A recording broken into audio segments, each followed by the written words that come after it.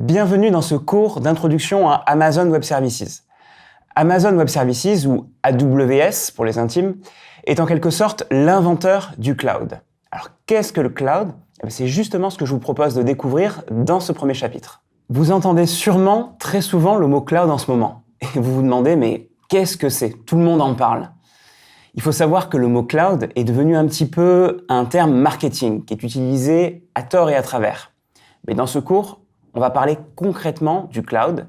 Et avant tout, pour commencer, je vous propose de parler de l'historique du cloud. Comment est né le cloud?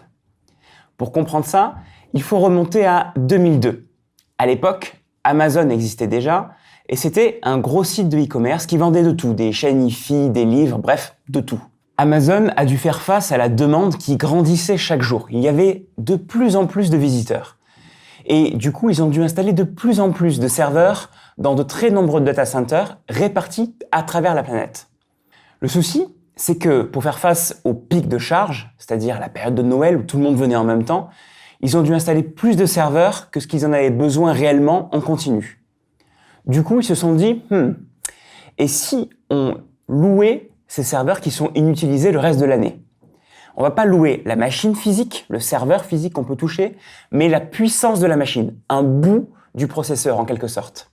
Et c'est comme ça qu'est né le cloud, inventé par les ingénieurs d'Amazon qui voulaient exploiter ces serveurs qui dormaient en temps normal. Pourquoi est-ce qu'on vous loue la puissance de la machine et pas la machine elle-même? C'est vrai, moi au début je me disais, mais j'aimerais bien savoir quelle est la machine que j'utilise pour héberger mon site web. Mais le gros intérêt, c'est que du coup on ne se préoccupe pas de ce qui se passe dans la machine. S'il y a des problèmes physiques comme un disque dur qui grille ou une mémoire vive qu'il faut mettre à jour, ce n'est pas notre problème. Ce sera le problème des ingénieurs d'Amazon qui feront de la maintenance sur la machine. Finalement, le message du cloud, c'est dépose tes fichiers sur un serveur et ne t'en fais pas, on s'occupe de tout le reste, ça marche. Voilà donc ce qu'il fallait retenir sur le cloud. Vous louez la puissance d'un serveur, mais pas la machine physique elle-même. Le cloud, c'est quand même très complexe et très riche. Et justement, dans le prochain chapitre, je vous propose de découvrir les différents types de cloud qui existent.